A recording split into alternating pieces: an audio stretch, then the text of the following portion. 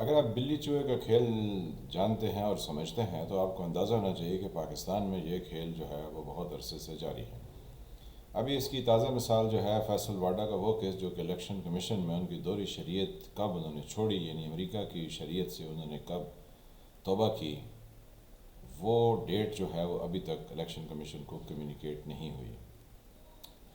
بادی و نظر میں وہ جب فارم اپنے انہوں نے جمع کرائے جب ایم این اے کے الیکشن لڑنے کے لیے، تو انہوں نے اس وقت تک امریکی شہری تھے۔ انہوں نے اس کے بعد جو ہے وہ اس کی یعنی اپلیکیشن دی اور امریکی شہریت چھوڑی۔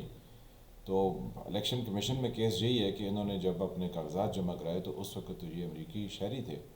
تو پھر ان کے یہ کاغذات میں غلط بیانی ہے، جھوٹ ہے، جس کی بنیاد پر انہیں نااہل قرار دیا جائے۔ اب آپ خود اندازہ لگا لیں کہ پاکستان میں یہ اب 3.5 سال تقریباً ہونے کو آئے ہیں، ابھی تک ایک چھوٹی سی بات جو ہے اس کا فیصلہ نہیں ہو سکا ہے۔ تو بجائے یہ کہ ہم بڑے بڑے جو ہے وہ قومی جو امور ہیں ان کے اوپر بحث و مباحثہ کر کے اور اس کے اوپر ایک بہت زبردست قسم کی ہم پالیسی اور ڈیسیژن لیں، اتنی چھوٹی سی بات پر ہم ڈیسیژن، اور بات کیا ہو رہی ہے وہ الیکشن کمیشن سے پوچھا جا رہا تھا حکومت کی طرف سے کہ آپ جو جناب اپنے دلائل دیجئے، یہ جو الیکٹرانک ووٹنگ مشینز ہیں، تو یعنی باتیں جو ہے وہ ریولوشنری ہیں، کام جو ہے وہ ٹگے کا اور دھیلے کا نہیں ہے، کہ صرف یہ نہیں ہے کہ میں نے سے پوچھ سکے ہیں کہ جناب آپ نے اپنی شریعت کب چھوڑی، جس میں ہارڈلی جو ہے وہ ایک دن میں نہیں تو چلیں 1 مہینے میں فیصلہ کر لیتے، 1 مہینے میں نہیں تو چلے 2 میں کر لیتے، یہ اتنے سالوں کے اعتبار سے کس لیے لٹکایا ہوا۔ تو ادھر سے پتہ چلتا ہے کہ کتنی کمپرومائزڈ ہے ہماری ہر ایک چیز، کو جا کے آپ جو ہے وہ کسی ایک کا ذکر کریں۔ اور وہ ایم این اے تھے فیصل واڈا صاحب، جنہوں نے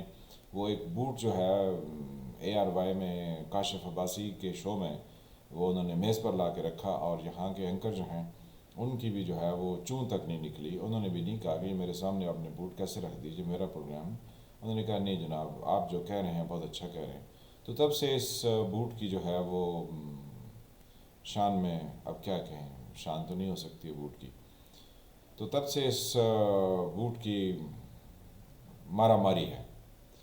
اور یہ ہم نہیں سمجھتے ہیں بحیثیت انڈیویجولز کہ آج سے 100 سال کے بعد جب کبھی تاریخ لکھی جائے گی تو جو بوٹ والے ہیں ان کو تاریخ کتنی لعنت ان پر بھیجے گی، اور جو بوٹ رکھتے تھے ان پر کتنی لعنت بھیجے گی۔ اس کی تازہ مثال ایسے ہی ہے کہ جیسے آج جو ہے وہ فیصل واڈا سے پوچھا جائے کہ آپ کے پردادا نے ڈاکہ ڈالا تھا اور انگریزوں کے ساتھ مل کے ملک کے ساتھ یہ فراڈ کیا تھا، تو کیا ہے وہ اس پر فخر سے کہیں گے کہ ہاں میرے دادا نے جو ہے وہ لوگوں کے ساتھ غداری کی تھی اور فراڈ کیا تھا اور یہ بڑا فخر کا کام ہے؟ تو اگر وہ یہ سمجھتے ہیں کہ اگر ایسی بات خدا نخواستہ ہوئی ہوتی تو وہ آج انہیں بہت زیادہ شرمندگی ہوتی، بلکہ وہ لوگوں کو منہ تک نہ دکھا سکتے۔ تو آج سے 100 سال بعد سوچیں جب ان کے پڑ پوتے جو ہیں وہ کہیں پاکستان میں کسی جگہ نکلیں گے اور وہ کہیں گے تمہارا دادا جو ہے وہ ایسا تھا جس نے یہ ساری غلط بیانیاں کی اور جھوٹ، تو تم کہاں سے اچھے نکلو گے؟ تو پھر یہ سوچیں کہ یہ کیسی تاریخ لکھ رہے ہیں۔ اور یہ جو بوٹ والے ہیں، جب انہیں 100 سال بعد لوگ کہیں گے کہ تم لوگ جو ہے وہ کیسے تھے، تمہارے ادارے میں فلاں فلاں تمہارے باس رہے اور وہ کتنے جو ہے وہ فلاں فلاں، یعنی مختلف القابات سے نوازا جائے گا، جب 100 سال کے نئے القابات ہوں گے تو ان سے نوازے جائیں گے، تو پھر کیا فیل کریں گے؟ اور جو پولیٹیشنز ان کی حمایت کرتے ہیں، یعنی ادر دین فیصل واڈا، بہت سارے حمایت ہیں نا، جیسے کہتے ہیں سلیکٹڈ وزیر اعظم ہیں، اور پھر وہ جو لندن میں چلے گئے 35 سال تک جو ہے وہ سروس دیتے ہوئے فوج کو، تو جب ان کی نسلوں کو جو ہے وہ لوگ کہیں گے کہ تم لوگوں نے کیا کیا اور تمہارے جو ہے وہ بڑے جو ہے وہ اس طرح کی غلامیاں اور اس طرح کی چیزیں کرتے تھے، لوگوں کو ایکسپلائٹ کرتے تھے، تو ان کے بچے جو ہیں وہ کیا منہ دکھائیں گے؟ ابھی تو جو ہے وہ کیونکہ ہر ایک چیز یہاں پر دھوکہ فراڈ سب کچھ چل رہا ہے، تو یہ سب کچھ چلے جا رہا ہے، لیکن جب صاف اور شفاف نظام ہوں گے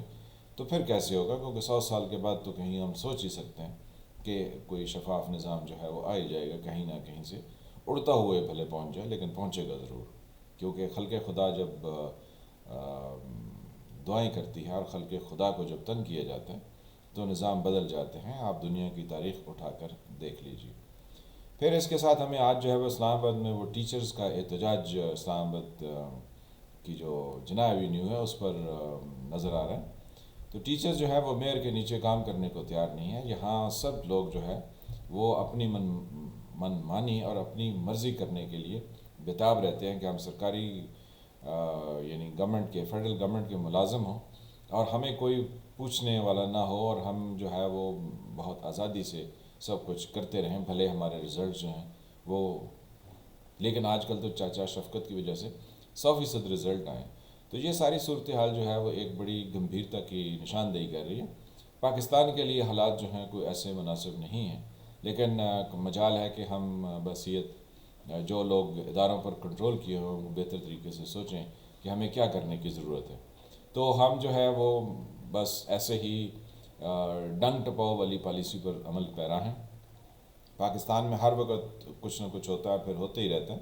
میں ہوں فالح ملک، آپ دیکھ رہے تھے سرکار۔ ملتے ہیں کسی اگلے موضوع کے ساتھ۔ اللہ آپ کو اپنی حفظ و امان میں رکھے، تب تک کے لیے خدا حافظ۔